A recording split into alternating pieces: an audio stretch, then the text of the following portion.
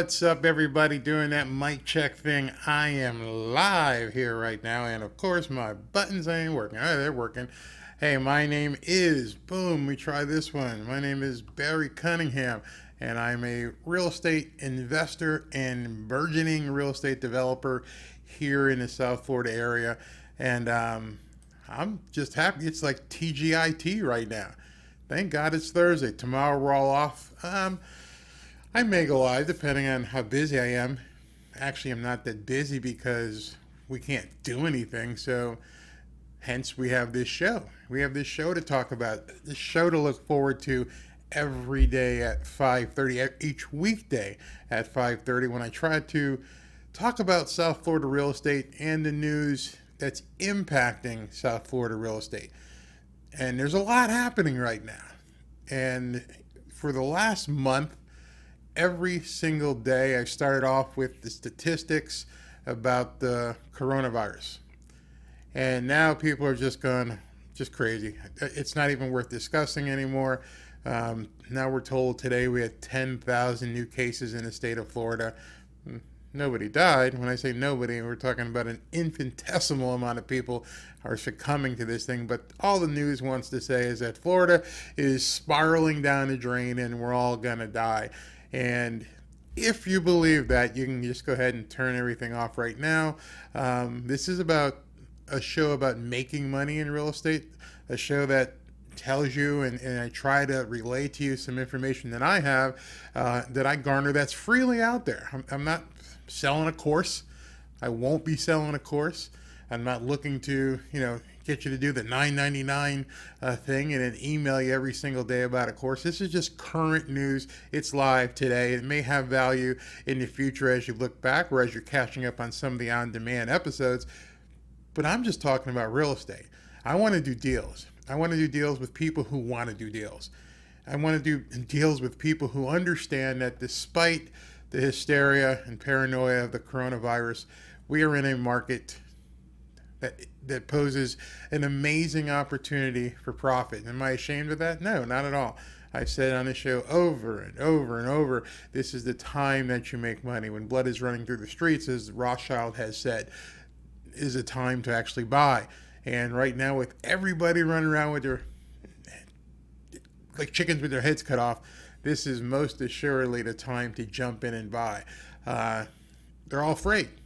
And some people have reason to be afraid. Come August 2nd, there's going to be a tsunami of evictions and the initiation of foreclosures and probably some actual foreclosure sales. So, yeah, there's a reason people have fear, in addition to what the media is just pushing on them every single day, 24/7, 365 at this point, that Florida is just ground zero and we're all going to die. It ain't happening.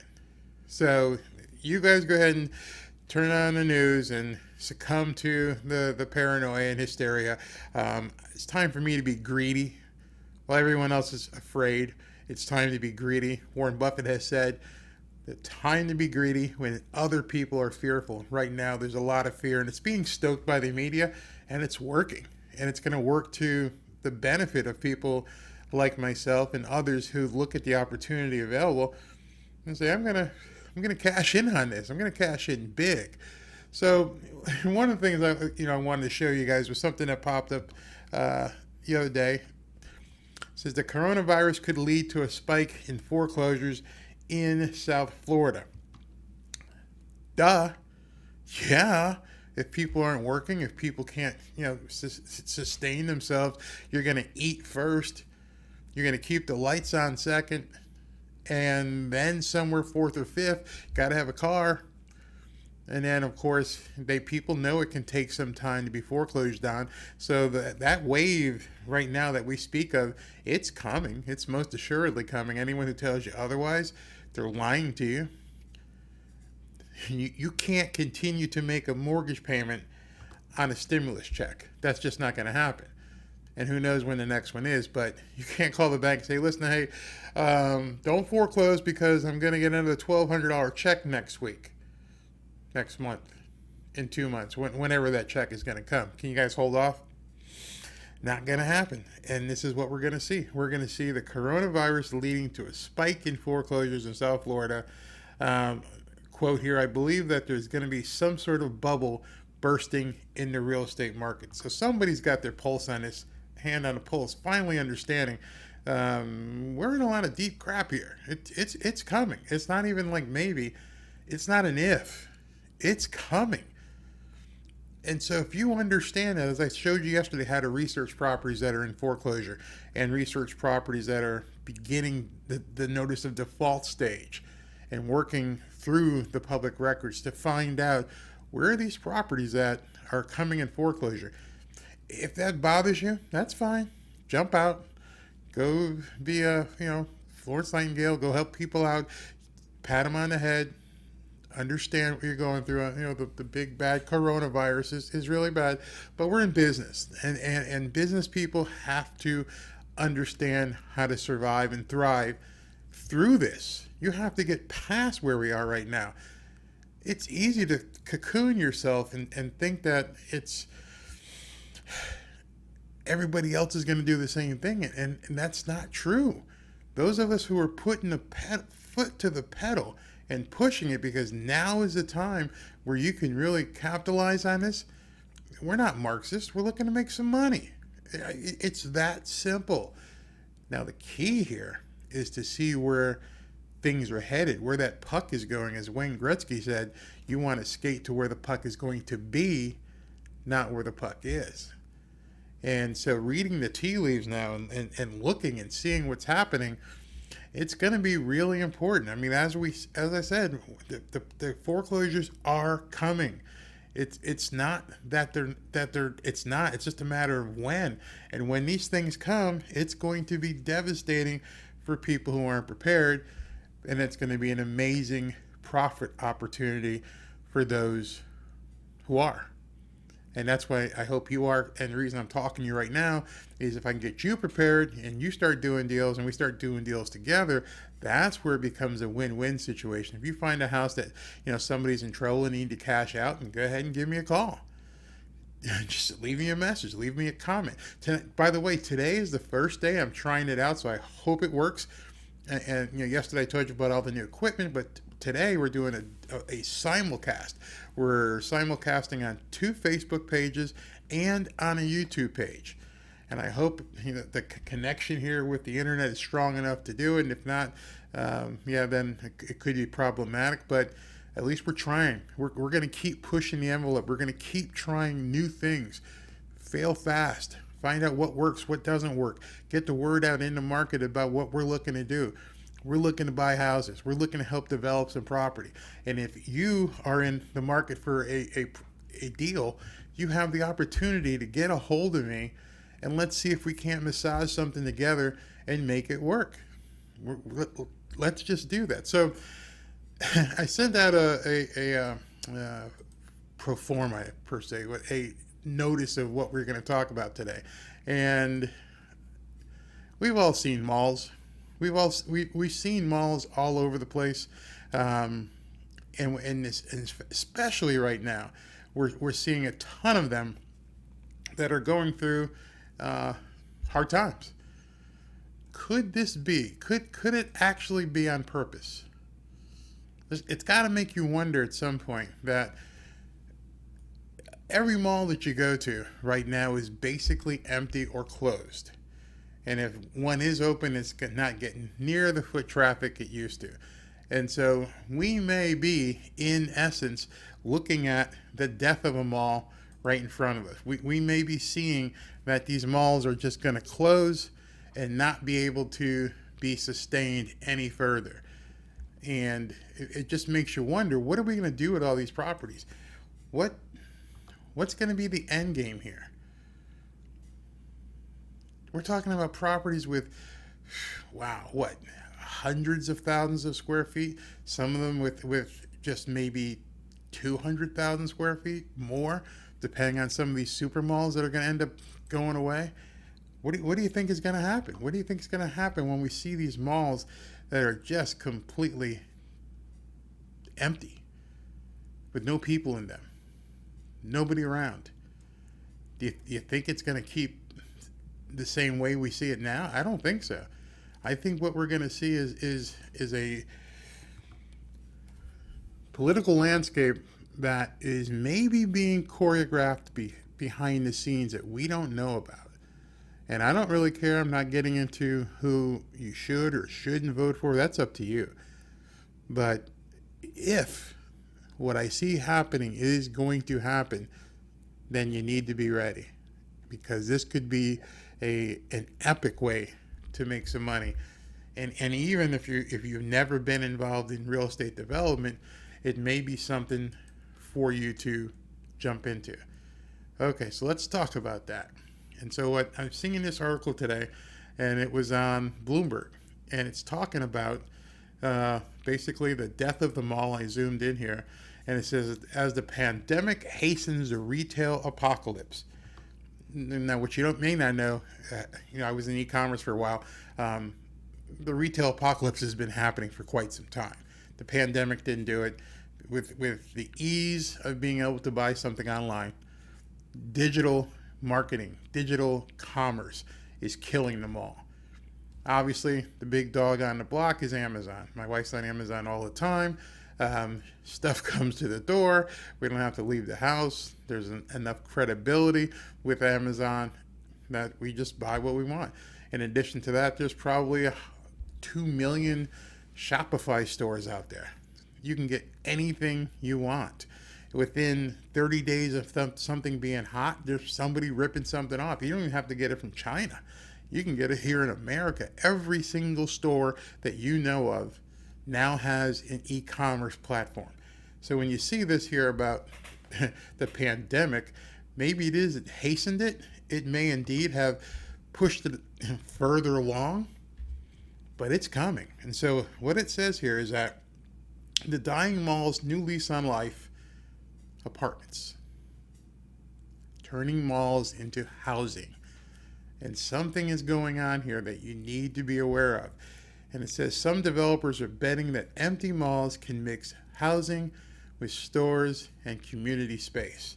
So if you're not aware of some of the plans out there right now to turn dying malls into basically this kind of space where people can live in what used to be a mall, have a few stores still supporting it, and then have a community area, like a band shell or juggling space or a Chaz or whatever you want to call it, all in the area where a mall used to be. There are malls across South Florida that are dusty. Tumbleweeds are growing through them. There's nothing going on. And so there's an idea afoot to turn these things into housing. Now, earlier in the day, when I put up the promo for today's show, I said, is it the death of suburbia? And I think that's intentional. I really think that's intentional. So as a developer, regardless of my political alignment, I have to get ready and understand what's coming, or potentially what's coming. We've killed off the mall. There will be no more mall that people go and hang out with. That's not going to happen. It's not coming back. People have, especially now with the pandemic, people have learned how to do things from home. I heard today that 45% of the entire national workforce is working from home. We've learned how to dine out. A lot of us used to do that all the time, but now dining out, we're spending time with family, talking to family, spending time with family. Yeah, it's been like that. And understanding that you don't need to go park yourself in a movie theater. You don't need to go park yourself in a restaurant. Just enjoy the surroundings. We're here in South Florida. And so, we can go to the beach when it's open. We've got a pool in the backyard, and we've gotten closer. We've become attached to one another. The neighbors next door, they're always outside and people are barbecuing, and it's fun. And when you need to buy something, you log on to Amazon, you can go log on to Walmart, log on to Target, wherever, and go ahead and buy what you need to buy. We don't need to go to the mall anymore. In addition, not needing to go to the mall anymore, we're actually conditioned now. We've had a couple months of this now where we're conditioned that I don't need to go there. Once the need to go to a mall as a place to hang out and have fun, once that goes away, they are completely dead. So was this by design or not, to keep us from going to retail establishments because there's a ulterior motive to what they want to do? So I saw this article, and again, this isn't a political video, just talking about the facts. And you can dissect these facts any way you want, but I want you to imagine that it's March or April of 2021, and what you're about to see actually takes place. Are you prepared, or can you be prepared now and begin getting in shape for that, so that when March and April of 2021, if this happens, you're ready to go? You see, money's agnostic, and you have to go where things are. You have to skate to where the puck's going to be. So there's something afoot here that you need to be aware of. So I read this today, and let me zoom in on it a little bit, and it says Biden and the Democrats are set to abolish the suburbs. Now, real quickly here, you can take the names and political party off the title of this article, forget the politics, and just say, are we set to begin abolishing the suburbs? Is the country going to be looking to abolish the suburbs moving forward? And so as you scroll through this article, give you a chance to read it. And they're talking about what's looking to happen here. They're talking about something called, in this article here, the Affirmatively Furthering Fair Housing Regulation, AFPH, right there, AFPH. Forget the politics. Go ahead and Google the Affirmatively Furthering Fair Housing Regulation.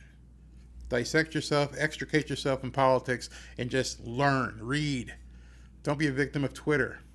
Read. And when you do so, you're going to see some really amazing things. It's going to drive you nuts when you see this. I couldn't believe it. There's a reason each of us lives where we want to live. We choose to live in certain areas. We want to be in a certain school district. We want the safety of where our wives lay their head and our kids lay their heads. We choose to live someplace. Well, if this comes to fruition, this thing called the AFPH, you can forget that. You can absolutely just say, you know what, that's just going to go out the window. Sound doom and gloomy? Well, it depends on if you like to live where you live. You see, what the idea here is, and I quote, "It's no exaggeration to say that the progressive urbanists have long dreamed of abolishing the suburbs. They don't want, a certain group of people do not want you living in the lap of luxury, even in middle-class gated communities. They don't want you to have that. They don't want you to have the ability to determine who your neighbors are. They want to determine that for you." And I'm going to leave they to whoever. This is just about getting ready. So I dug deeper, and this is the scary or revealing thing that you may want to take note of, and I'll put this in the show notes. But they're talking about that not enough people are being diverse enough in the communities that there are. And what they go through here is that Americans spend more than 30% of their income on housing, and they're going through all the stats as to why it's not fair that you live where you live. It's not fair that you get to be in a certain district. And so when you get down to it, and I'm going to blow this up, you can read it yourself, because here are the principles of what they want to do. Number one, they want to have housing that takes up no more than 30% of income, so you have money left over to meet other needs. So they're going to impute that the rents, housing prices can't be more than X dollars so that people can afford to live basically anywhere, because the 30% is the threshold that they're going to measure it. Yeah. Then they go through a bunch of other stuff here about how they want to do it, and safe and healthy, accessible, energy efficient, yeah. But down here is where they really get you. And, number one is they want to protect tenants from eviction, which sounds great until you realize you're a landlord and you've got people in that housing. You've got some people there who may not need to be in the property. Well, they're going to set people up with attorneys to fight your eviction. Now imagine that. Just imagine that. We'll stop there for a second. You're a person who has taken considerable risk. You've gone ahead and bought some properties, and you want to do that because you want to make some money, and you're going to provide a nice place for people to live and pay you. They're going to pay you for the right to live in the building that you own. But if they choose not to pay, or something happens and you try and work something out. I've been a landlord that has helped people through hard times. Now what they're saying is you're not going to be able to evict somebody. We're going to make it so hard for you to evict somebody. What do you think is going to happen at that point? Are you going to be just ultra conservative in your rentals? You're going to make sure you only get the right kind of people. Well, does that matter? If there's a pandemic afoot, and you can put the best person possible into a rental, and they could still lose their job or something can happen. There's only one way, and they're not saying it here, but there's only one way you can do something and protect yourself. If you know what I'm talking about, you're going to make money in 2021. And that doesn't really matter who the president is. I'll talk about that on the show on Monday. I'll bring it back up. But I want you to think over the weekend, what's the one way that you can be protected no matter what happens in the market? And these people are always going to be paying their rent. Guaranteed, never going to stop. There's one way. And you better start looking for that one way as soon as possible. Rent, tenants, as we know, is going to change completely in 2021. Doesn't matter who's in office. Landlording, renting out property is going to be completely different. And there's going to be one way that's going to allow you to succeed. So let's talk about the next thing they want to do. And this is the biggie right here. Can you see this? Okay. Eliminate local housing regulations that perpetuate discrimination. And the way that they're describing that discrimination is by eliminating zoning laws. The biggest law that they're looking to eliminate is density. So imagine right now you're living and you've got a nice 4-bedroom, 2-bath house with a swimming pool in Boca, and then next door there's another one just like it, and behind you there's another property that somebody's going to sell. Well, what prevents somebody from buying that property, knocking it down, and putting up a 10-unit multifamily right there behind you? Well, right now, what stops that person from doing that is zoning. If that property behind you is only zoned for a single-family residence of, 3,000 square foot, 10,000 square foot lot, you got to have so much of a setback on the property lines, and you have all these rules on what you can build on that property. Well, they're saying here, nope, no zoning laws. At that point, they will tell you that the zoning laws in your particular area are there to exclude other people. Think about that. Think about how scary that is.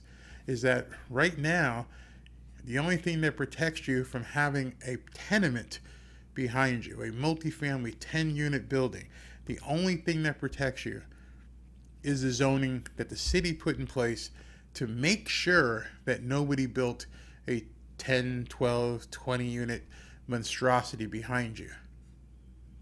So I want you to think, what happens in 2021 if somebody goes ahead and they knock down the house behind you and they put up a 12 unit multifamily property?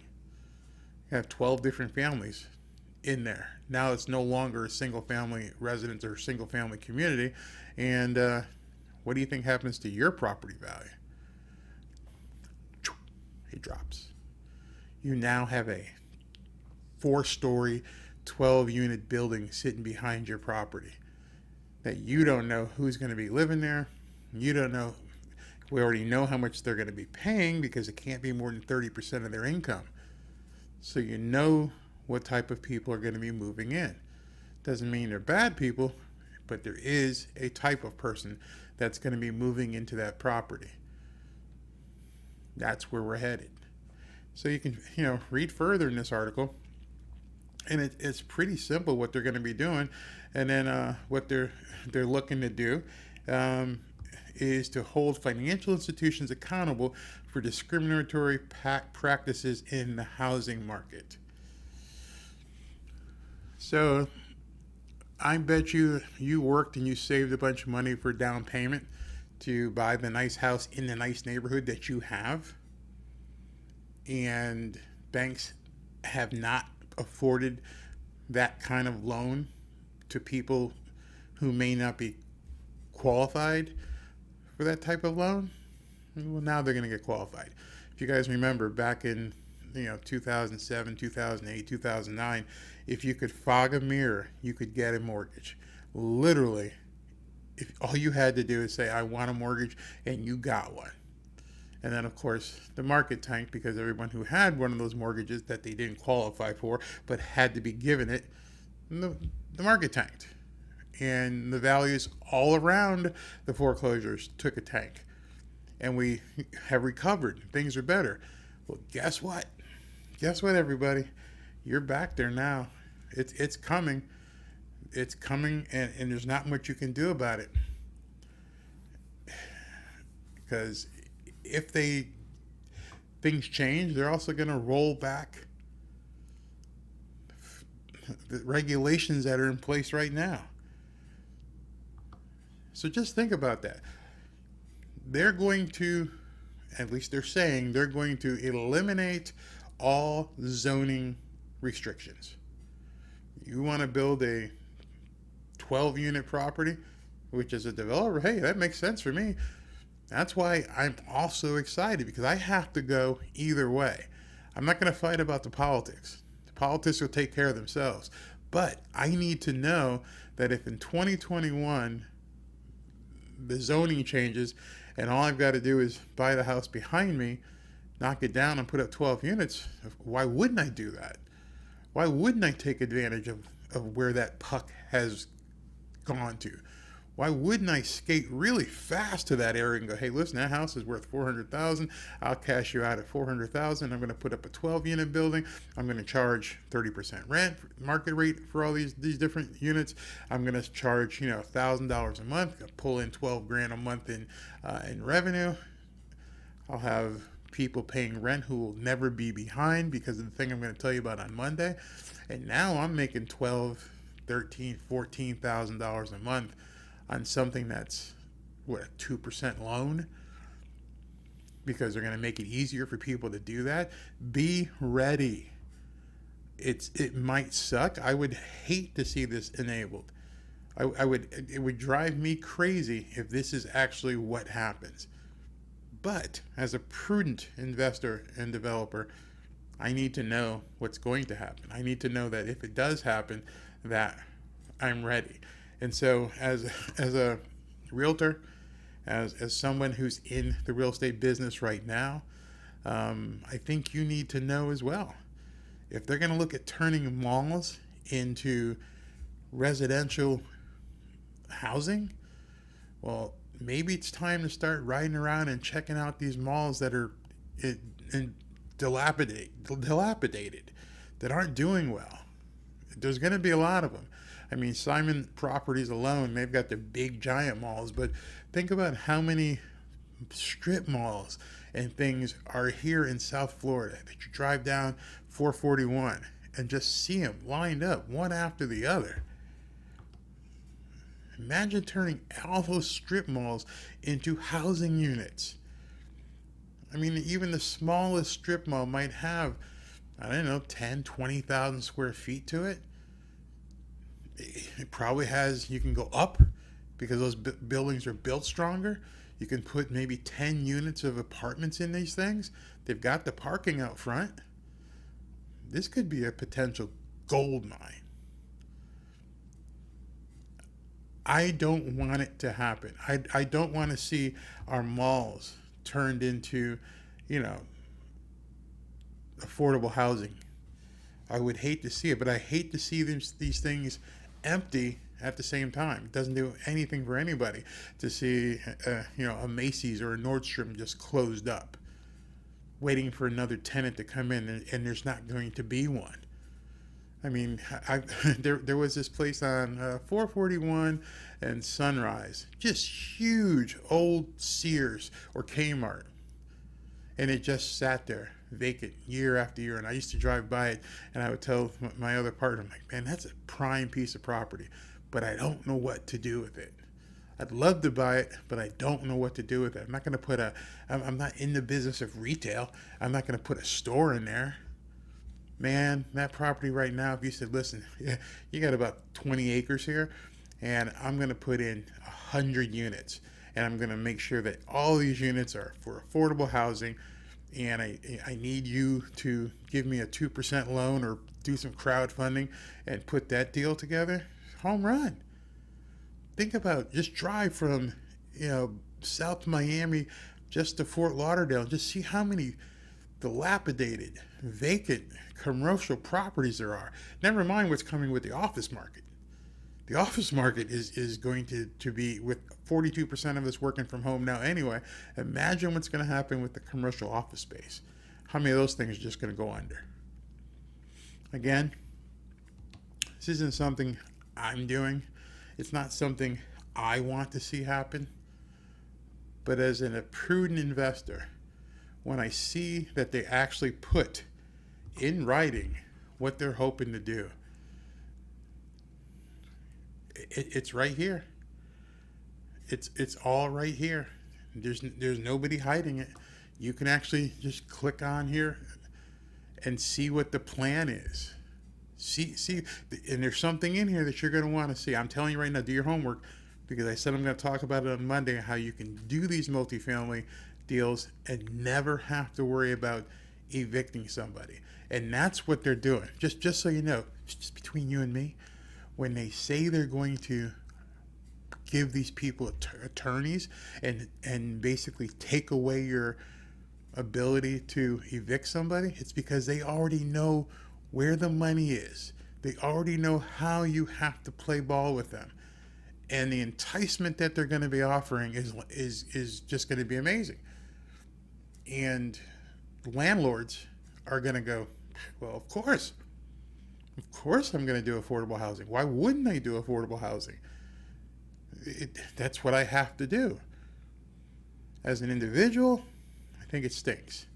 Me personally, I'm not going to get into the politics of it, but if you're going to start destroying the suburbs, if you're going to destroy the ability for people to progress financially, to go from a studio apartment in the city to getting married, to getting that good job, to earning a better living, to getting a 3-4 bedroom house in the suburbs, to then progressing to the gated community at the country club.